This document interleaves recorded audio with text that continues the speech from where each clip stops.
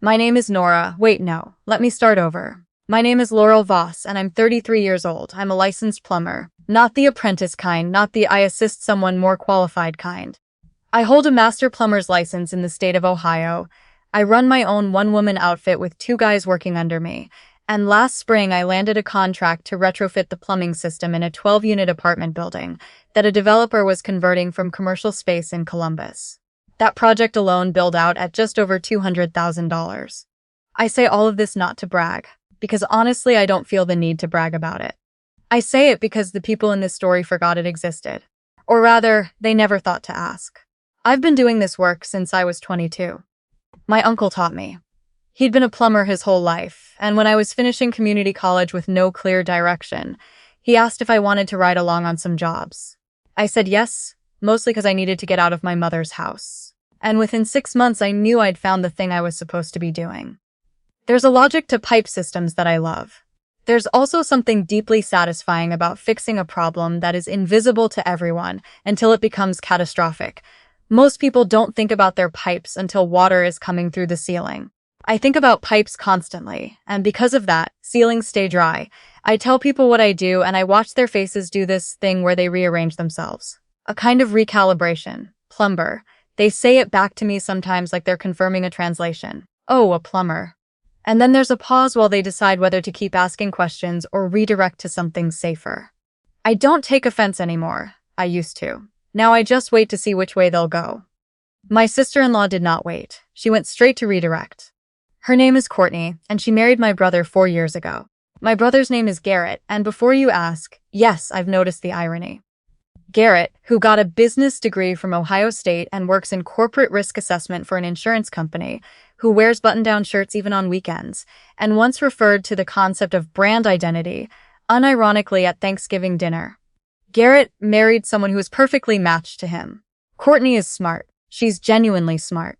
She works in pharmaceutical marketing, she has strong opinions about home decor, and she speaks in a register that always sounds slightly formal, like she's presenting to a room even when she's just asking if you want more coffee. I don't dislike her. I want to be honest about that, because this story could make it easy to cast her as a villain, and I don't think that's accurate.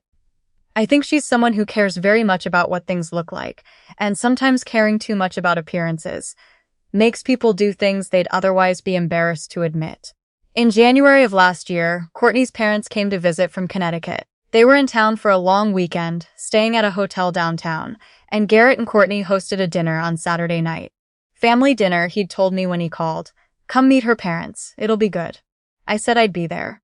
2 days before the dinner, Courtney called me. I was in the middle of a job, a kitchen remodel on the east side, where the previous owner had done some amateur work under the sink that I can only describe as creative fiction, and I had grout on my forearms, and my phone wedged between my ear and my shoulder because I'd answered without checking the screen. I assumed it was Garrett. It wasn't. Hey, Laurel, she said. There was something careful in her voice. Prepared. Do you have a minute? I said I did. She took a breath that I could hear clearly through the phone. So I wanted to talk to you about Saturday, she said. We're really excited for you to meet my parents. They're wonderful, you'll love them, and they've heard a lot about you. But here's the thing, my dad is she paused. He's traditional. He has very specific ideas about, I guess, professional trajectories. He's a retired attorney. My mother was a hospital administrator. And I just want the dinner to go smoothly for everyone. I waited. I guess what I'm asking, she continued, and her voice dropped slightly, like she was telling me something I should be grateful to hear, is whether you could just kind of keep the work stuff vague. Like, if he asks, you could say you're in home services or contracting. You don't have to get into the specifics. I still didn't say anything. I just think it might be uncomfortable, she said, given the difference in backgrounds. You know? I knew. I knew in the way you know when someone has just handed you a box and told you to put yourself inside it and stay quiet, because they're worried what other people will think of the shape you make. I'd been handed that box before, by other people, in other ways, and each time I had a choice about what to do with it. I said, I hear you, Courtney. She exhaled. I knew you'd understand. You're so easygoing. I am not particularly easygoing, but I said, I'll see you Saturday, and I hung up and stood under a kitchen sink in someone else's house and let the feeling move through me for a minute before I got back to work. Here's what Courtney didn't know, because I hadn't told anyone in my family yet, not even Garrett. 3 weeks earlier, a commercial real estate developer named Paul Hutchins had called my office number to discuss a potential project.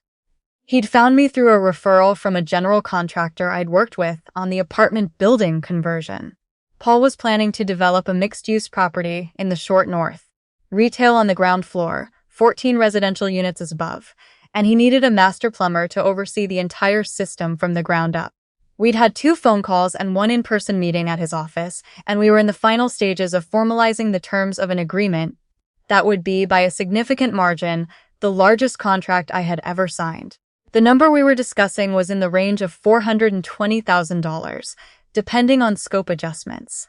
He wanted to finalize paperwork within the month. I had planned to tell my family over dinner. Saturday night dinner, actually. My brother's dinner. I'd thought it would be a nice moment. Announce it in front of everyone. Let Garrett be proud. Maybe finally get my mother to stop forwarding me job listings for office coordinator positions the way she'd been doing for the better part of a decade. But Courtney had asked me to keep it vague, to be something smaller than I was, to fit into a box so her father wouldn't have to update his assumptions. So I decided to let Saturday happen the way she wanted it to. I didn't go. I texted Garrett Friday afternoon. Something came up with the jobs, I'm sorry. I'll make it up to you. He called back twice. I didn't answer. He texted, Courtney's going to be upset. I texted back, I know. I'm really sorry. And then I turned my phone face down and watched a movie I'd been meaning to watch for 6 months and made myself pasta with the good olive oil and didn't think about what was happening across town. Except of course I did think about it. I thought about the table, Garrett's dining room table with the live edge wood top, that he'd been so proud of when they bought it. I thought about Courtney's parents sitting there, this retired attorney and his hospital administrator wife, shaking out their napkins and talking about whatever retired attorneys and hospital administrators talk about over dinner. And I thought about what Courtney had wanted from me. An absence, essentially. Or if not an absence, a version of myself that was shapeless enough not to cause offense. The thing is, I understood the impulse in the technical sense. I know what it feels like to want a dinner to go well. I know what it feels like to be worried about what the people you're trying to impress will think. What I did not understand and could not make peace with was the assumption underneath it. The assumption that I was a problem to be managed rather than a person to be introduced. That the work I had spent 11 years building was something my family needed to contain. So I let them have their Saturday. And I waited. My brother called Sunday morning. He didn't say hello. What happened? He said. I told him something had come up. Laurel. His voice had that particular flatness that means he is about to be honest with me in a way he finds uncomfortable. Did Courtney call you? I said she had. He was quiet for a moment. Then, what did she say? I told him. Not dramatically, just the facts of it, the words she'd used. Home services or contracting. The bit about the difference in backgrounds. The suggestion that I make myself vague. Garrett didn't say anything for long enough that I checked to make sure the call hadn't dropped.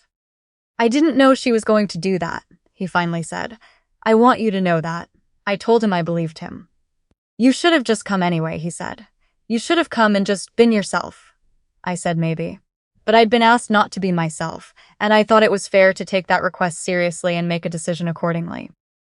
Another silence. Her dad asked about you, Garrett said. He asked where my sister was. I asked what they told him. Courtney said you had a work thing come up. He said, oh, what does she do? And then Courtney said, he stopped. She said you were in contracting. I waited. And he said that was interesting because his firm represents a lot of contractors in the Northeast. He asked what kind.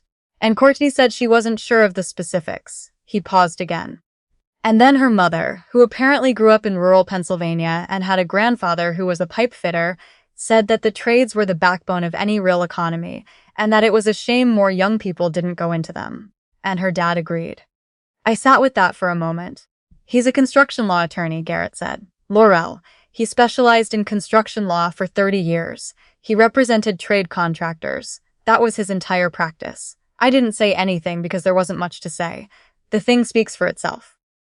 Courtney's embarrassed, my brother said. Not about you. About what she did. She's been kind of quiet this morning. I said I imagined she would be. I think she wants to apologize. He hesitated. I think I do too. I don't know. For not knowing what she'd said to you and not being there to stop it. I told him the apology could wait.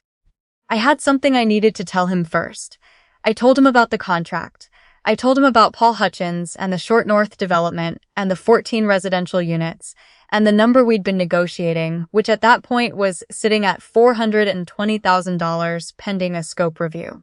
I told him I had planned to announce it at dinner Saturday night, that I'd wanted to say it in front of people, in front of Courtney's parents, in front of everyone.